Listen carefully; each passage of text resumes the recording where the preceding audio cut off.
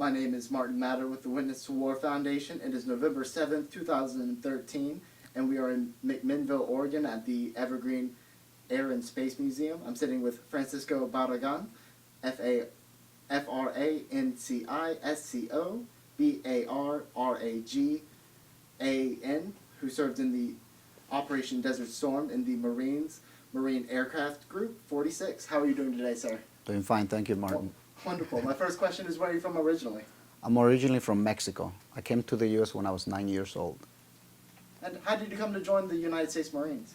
I actually always wanted to join. When I was about 18, an uncle who had served during the Korea era, but he talked me out of it.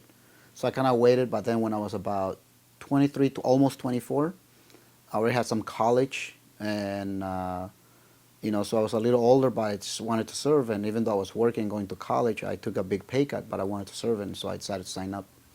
My brother says that I signed up because I saw the movie Platoon. But I always wanted to serve, since I was 18, 19. Did you have any family members who served before you? No, well, except for my uncle, through marriage. He served in the Korea era. Oh, yeah, and one other person too, my stepfather. My stepfather, Italian-American, he served in the U.S. Air Force in Guam during the Vietnam era. Could you tell me about where you went to enlist and what that process was like for you? Sure. When I went in, because I wanted to serve, I had been married for about a year, and I went in with my wife. I said, I want to sign up. I want to serve. She goes, what am I going to do? Where are you going? I go, you could also serve. So we both went in, and she says, okay. When I walked in, one of the Army guys pointed towards the back. And I go, I guess I just wanted to ask for information as to how to sign up. Since he pointed to the back, I saw the Marine sign. I said, oh, you know what? I'll go that, because I definitely wanted to go, ideally, preferably the Marine Corps, because I had heard it was, in the sense that I thought to myself, I don't want to be outgunned, outrun, or outsmarted. So I hear that they say they're the best, so I wanted to go in the toughest training and really be able to give back. So that's how I walked into the recruiting station on my own. And then the recruiter wanted to do a sales speech. I go, no, you don't need to sell me on anything. Don't give me this idea. I'm a little older. I just want to sign up. I want to serve. Let me know what is it that I need to do to qualify to the most things I can qualify for. And just that. And he still I understand. I'm already sold on the idea. I want to serve. I want to serve the country because it's my adopted country. I want to serve. So it wasn't just because of platoon. So where did you go for your training? I went since Marine Corps, what they call MCRD, Marine Corps Recruit Depot in San Diego for the boot camp, the 3 months. And then I ended up going for my follow-up training to Meridian, Mississippi, to the Naval Technical Training Center in Meridian, Mississippi. Do you have any outstanding memories from your time in Mississippi? Well, the only thing in a way that, well, first of all, I was a top honor graduate, so that stands out in my mind. So what that means that the Marine Corps, whenever they have anyone being the top honor graduate, they always give you a choice of billet of where you can serve if there's an opening throughout the world. In this case, since we're an aviation group, there was an opening with HMX-1, which is Helicopter Marine Squadron 1. They said, Francisco, or really, they're like, PFC Barragan, if you continue the way you are, because my score so far had been 100%, and everyone else was about 85. They said, if you continue this and you finish, it looks like you may be the top honor graduate. There's an opening with HMX-1, and we'd like to really suggest you consider that. I go, well, I know I came into the reserves. I want to continue going back to school, and I'm married, but let me think about it and see if I can talk to my wife. So it was a really, really strong temptation to do so, but I also wanted to continue with my education. I ended up, but the memory is that I could have been an HMX-1, and in a way, sometimes I think about, maybe I should have done that, because later on I got to see that group because they were in our own hangar. As I travel with the president throughout the U.S. or throughout the world, they're the ones that, when you have HMX-1, the helicopters, what they call ERS, Emergency Relocation Site. So when the president visits and they need to pluck them, they'll take in a helicopter to the Air Force One, which becomes a command center in case of an emergency. But that's one of my outstanding memories, plus other things too. And where did you go after Mississippi? I went to Naval Air Station Alameda, which is across from San Francisco Bay, and that's where the MAG 46 was. And tell me about MAG 46. What were the men in the unit like? when you joined? Well, I would say men and women. You know, Of course. you know, in the sense that everyone was very dedicated, given that's also the Bay Area. You know, there were a lot of people who were very well trained. Also, most of the members in my unit were either taking college courses, or you know, a couple of them were about to finish their college degrees, even though they were on the enlisted side. So everyone was pretty dedicated, pretty, you know, pretty smart, I would say. You know, because they were focused on the education too. And so in a way, when I said that, it turned out to be that, you know, I didn't want to be outsmarted. So it was a very, very friendly, competitive environment for me. Yeah, in that sense. Is there any specific stories from your time in joining MAG 46 that really stand out in your mind? Yeah, one where I didn't get promoted. Actually, one did not getting promoted because they made a mistake on my record. But the other one is that, you know, my unit got deployed to Desert Storm, and out of 300 Marines, 10 of us were left behind. And so one on the lighter note is that some of my buddies did go out there, and we ended up getting promoted before they did, even though they were in the conflict zone. So we would actually take a picture and send it to them and go like this, like, you know, so.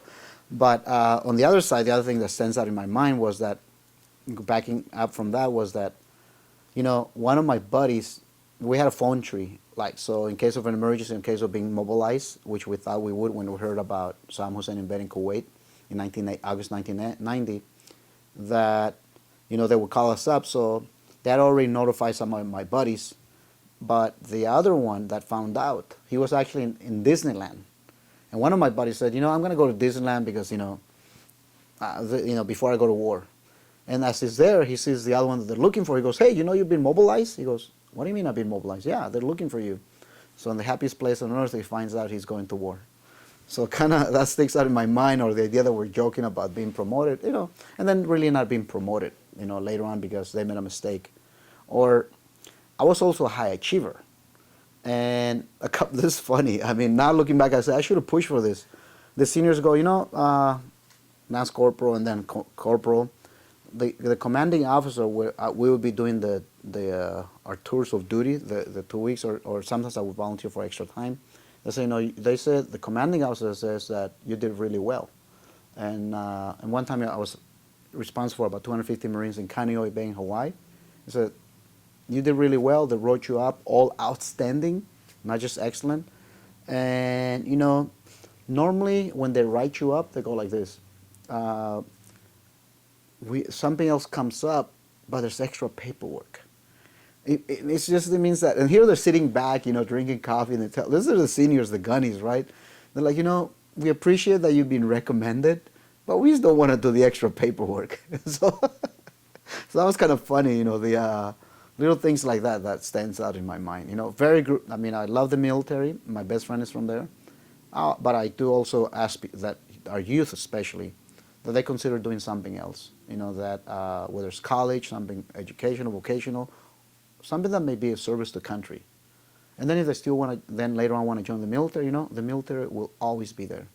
And, you know, I feel very blessed of the opportunity I had because that's where I met some of my good buddies. And even now as the commander of Veterans Organization for the last 4 years, I've had some phenomenal experience and met some true heroes, you know, individuals of historical significance that I'm honored and privileged to be in their presence, you know.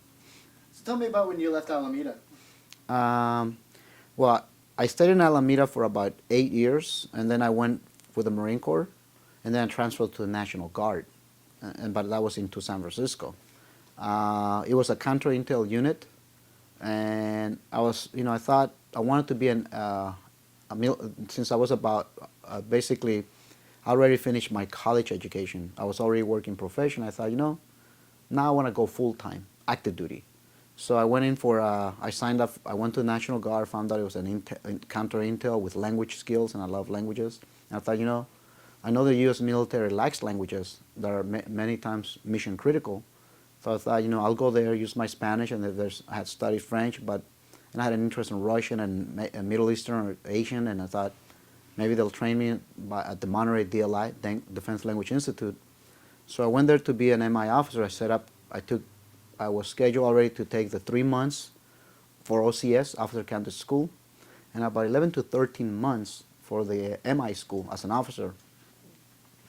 And I was waiting. I was on a holding pattern, but unfortunately, the same thing that happened recently, back about 17 years ago, one of the parties did a government shutdown, so it stopped all the trainings and everything that was set to go. So I stayed there for like another year or year and a half, and I thought, I came in here to be an officer, and so I already served by this time about 10 years. So I thought, if you're not giving me what I came for, then I'm continuing with my professional life.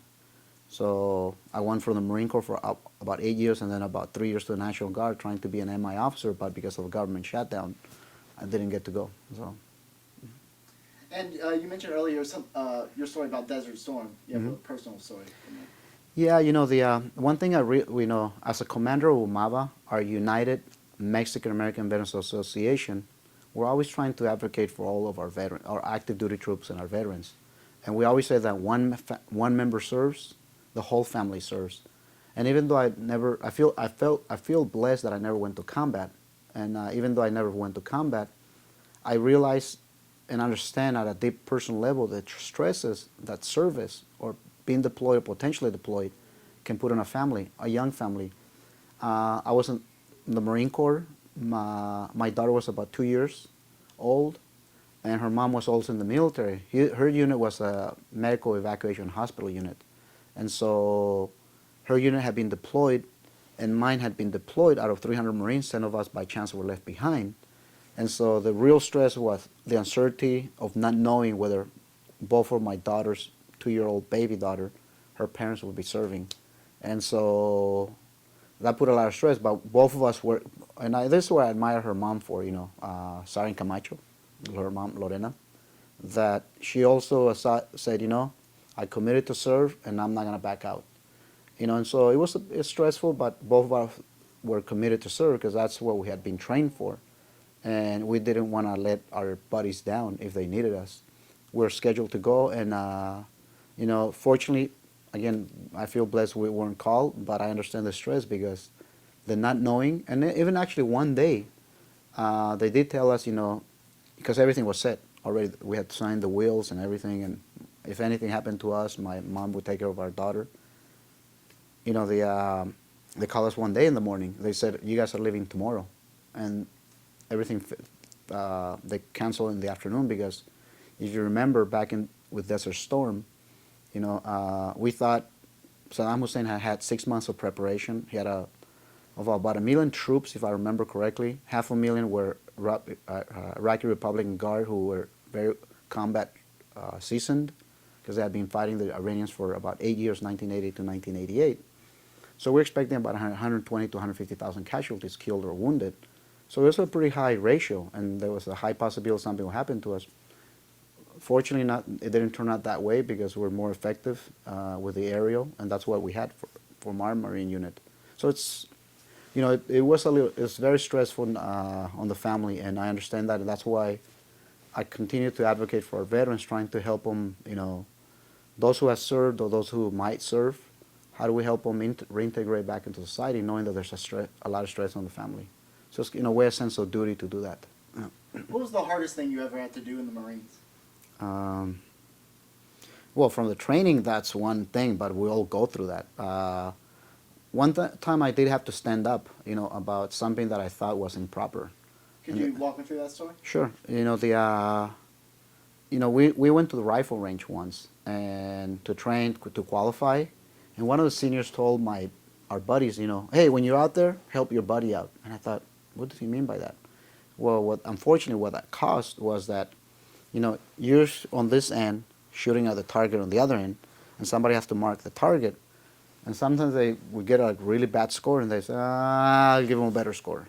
And I'm watching this throughout the day. I go, but I couldn't say anything until we got back to the other end. I said, hey, I go into my seniors. One of you guys said to our buddies, help your buddy out. And unfortunately, the way they interpret it or what they're doing, the genetic consequence that now they're giving false scores. And everything that we're doing is not valid. It's not realistic. And it's not truthful. So I go, I want you guys to think about bringing us back because we're not really qualifying. And, and they're like, well, we'll think about it. And I said, They thought about it, came back, we thought that we're not going to do anything about it. I go, look, you can use my name, whoever you need to talk to. I'm not going to hide from this. Because I learned in the Marine Corps to always stand up for what we believe, even if we have to be prepared to pay the consequences. Because it's not a popularity contest, or anything like that. But, I feel very strongly on this. If I need to request MAST to go to the commanding officer, to get a resolution on this, to really get us to be truly qualified and to reflect accurate scores and to really know where we stand and to really prepare our fellow Marine brothers and sisters, I'll do that. And they came back and they still didn't want to do anything, going, look, I don't think you understand how serious about this. If I need to go outside the base, I will do it. So it was tough it was difficult in the sense that, they were trying to make it seem like, well, you're not being a team player, but how can I be a team player? And they were trying to use this idea like, what could go wrong? The Soviet Union has collapsed. I go, yeah, but you never know what could happen. And sure enough, 2 months later, my unit members were out in Iraq. So I feel in a way good that it was difficult having to stand up with my seniors who could have rated me bad or anything and all this, in retaliation. But fortunately, they did see the light. They saw how serious I was, and I feel good in the sense that, in case our Marines were out there, that they really received the training that they should have received, and not like pretending that, it's not like they're going to say, I'm going to shoot at the enemy, and the enemy has to pretend they got hit and say, oh, you got me even though you didn't, That was the risk, the danger, that someone could get hurt. And so I didn't want that on me, so I felt I needed to speak up, and that's what made it tough, but I'm glad it turned out okay. Even though you were stateside, did you ever witness anybody in your unit or in the Marines in general do anything courageous? Directly courageous, I don't remember right now, I wouldn't say courageous, but, maybe I'll give you a different take on it. Or maybe commendable? Yeah, there was a lot of commendable actions that I saw. There is one thing that bothered me when I was in training and going through my training, and and I'm glad that as a society we moved from that. When I was after my boot camp, I went to my training, and for my whole MOS, military occupational specialty, I remember this was I don't like unfairness or injustice. And I think that, and it goes back to the idea of standing up for what the Constitution stands. It stands for treating everyone equally. Equal protections under the law. Those are our values, and that's what we have to stand for. Well, I was about 24. We had been out of boot camp. There was this young Marine who had been my roommate for about a month and a half, almost two. He goes, redhead kid, Marine, I don't remember, and I feel bad I don't remember his name, but he stuck with me all these years. He said, Sergeant Barragan, PFC Barragan to talk to you. I go, yeah, what's up, Red? He goes, well, I'm getting kicked out of the Marine Corps. I go, you're getting kicked out of the Marine Corps? Why? He goes, well, I told my seniors that I'm gay. And I go, why would that be a problem if you're speaking with honor and integrity? And we always say integrity in the Marine Corps. He goes, well, they have a problem with that. And this was before Don't Ask, Don't Tell in '87. And I thought, that doesn't seem fair. Here's a young man who took at least 6 months of his life being away from family, friends, who not everyone signs up to be in the military. Only about 1% sign up to be in the military. He put himself, sacrificed his time away from family, became a Marine, and now he's willing to put his life on the line in defense of our country, the constitutional protections. And yet he was being turned away for being truthful and acting with integrity, saying this is what my orientation is. Not even know he was gay. And had been my roommate for almost 2 months. And so then my buddies were like, hey, Barragan, what do you think your roommate being gay? I go, well, first and foremost, he's a Marine. That's what matters and should matter. Because how many people in our society decide to put on the uniform? Only 1%. And yet he did that. As far as I'm concerned, he's a Marine, and it's really bad that, that we're doing this. So, this was about probably about a year before my daughter was born, and I thought myself, and it always stuck with me. I never want to have a society where we deny someone the ability to serve their country or deny them equal protection just because of their orientation. And I asked myself, I'm married. What if I had a daughter? And what if they, because of her sex, they might say, "Oh, we're going to limit your opportunities." So I kind of, equated the two, and I thought we shouldn't be treating people unequally. So, in a way, as a private opinion, I always gave my opinion like, we should allow gay people to serve openly in the military, because it goes with the idea that all citizens should be treated as first-class citizens, not as second-class citizens. So that's stuck in my mind because I didn't want the unfairness or the injustice. Did you yourself ever encounter any discrimination? No, but no, I think the Marine Corps is pretty good about treating everyone fairly, equally. In the sense, I did know that every now and then you had some individuals that you thought maybe they joined for the wrong reasons. That maybe they went in there to learn some military skills, and maybe I almost got the sense they were a little bit like the militia type. And we don't want those kind of individuals there, because they're more anti-this, anti-that, not really for creating something.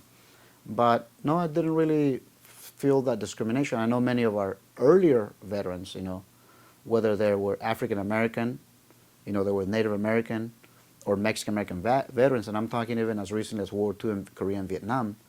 Many of them, especially World War II, we had a society back then that even, they were denied service in restaurants, even when they were in uniform. Mexican American, African American, Native American. And yet, think about this. In World War II, we had German POWs. And the German POWs would be released into the community often. And they were going to be served in the restaurants.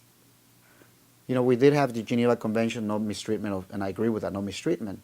But the idea that those who are the enemy, because we were fighting the Nazis, Germans, and now they had surrendered, right, the POWs, yet the treatment that we gave them, which is proper from the Geneva Convention, but in our society, back in America's time back then, they were treated better in the community than our own African American, Mexican American, or Native American veterans were. And I know some veterans that said, yeah, even when I was in uniform, they said, we don't serve Mexicans. And they would have the sign, no Mexicans, no dogs, So that was kind of bad. But I'm glad that, we moved away from that and we're working towards a more perfect union.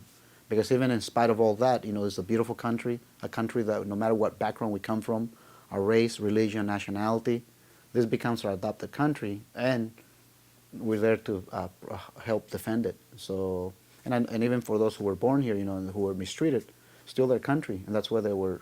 Whatever happened in the past, let's not ignore it, but understand that, we all come from different backgrounds, and we love this country, and we're there to defend it. Do you have any funny stories from your times in the Marines? There's a couple of funny stories.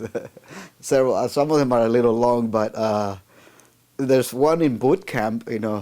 I'm not sure how appropriate it is, but I mean it's not vulgar anyway. But we're always rushing. We don't have any time, to do just about anything. They always wanted the Marine Corps. They wanted to do everything has a purpose in the training. So they had what they call belt ladder discipline. So they always gave us 2 canteens of water before going to sleep.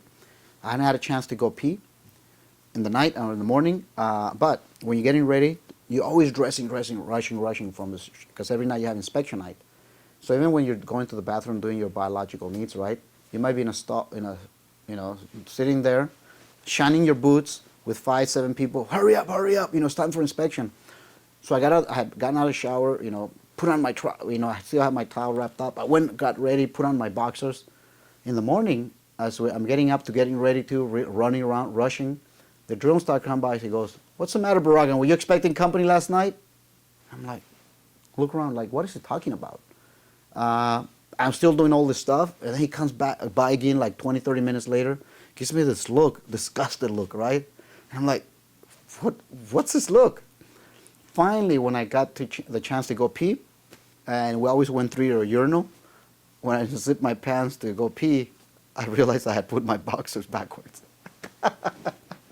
So were you expecting company last night?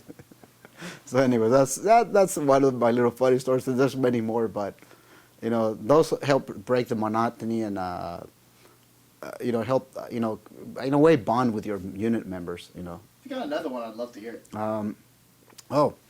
One time on our this is more about my medical training issue. When we were training, this was in boot camp, I was getting like some cramps on my leg because I went in the training in the summer, and you always, your academic knowledge, drilling, because drill is the essence of discipline, and PT, physical training, right? Physical training. And it was in summer. So I was feeling these cramps on my leg, and I never liked to give up, and I don't think a lot of us do.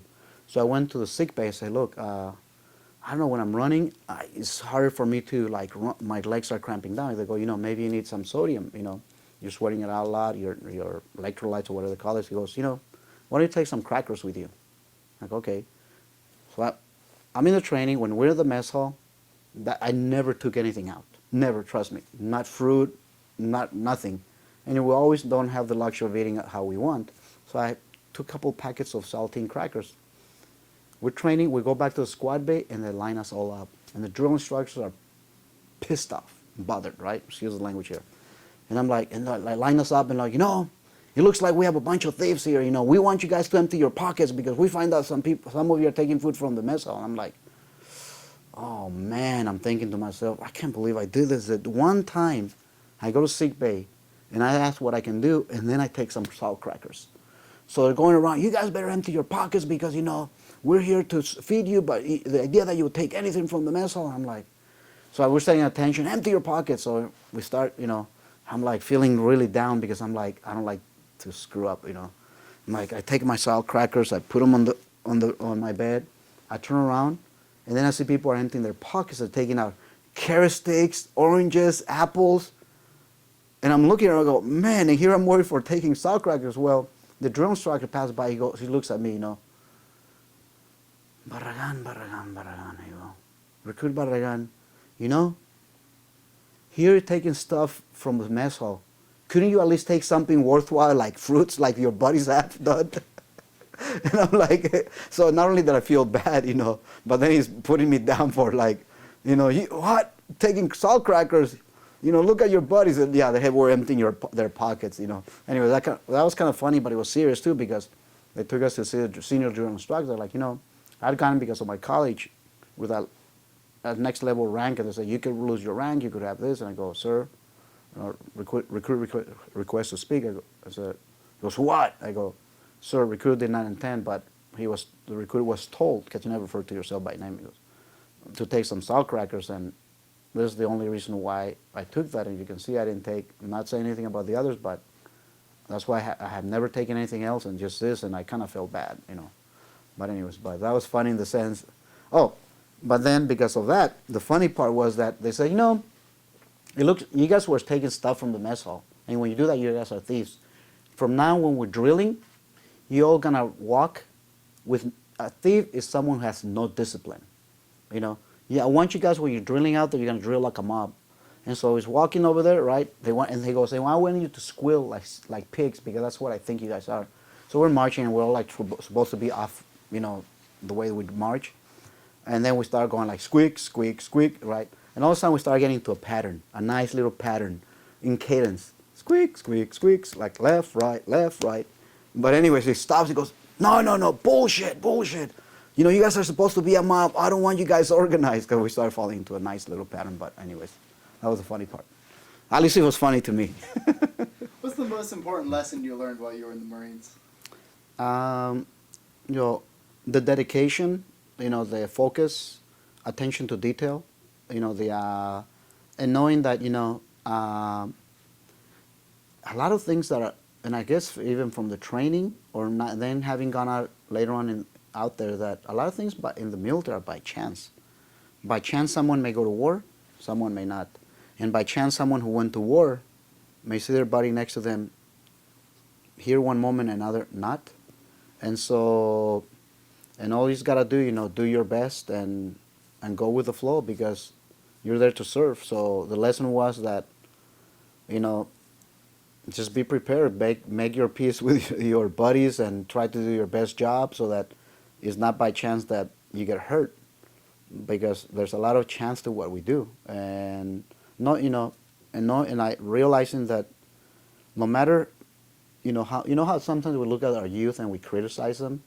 I look back and I say, I was a little older, but I thought, a lot of my Marine buddies, they're 18, barely 18, pitch fuzz. I was a little older.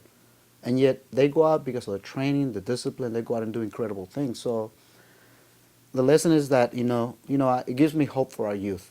that with the right discipline, with the right training, the right focus, that, you know, they're going to go out and do, if they're ordinary people from all walks of life, and because of the love of the country, you know, they will dedicate themselves and put their mind to it and their focus and their energy and their